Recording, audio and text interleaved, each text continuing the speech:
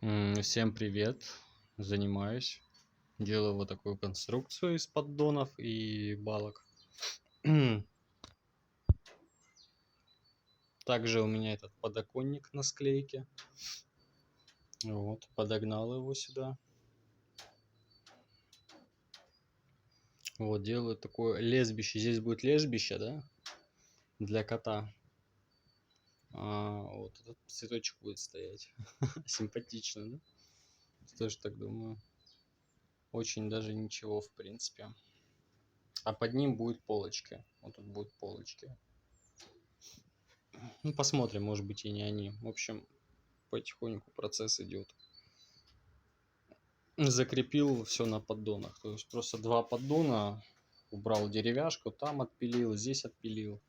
И подогнал сюда. Так вот.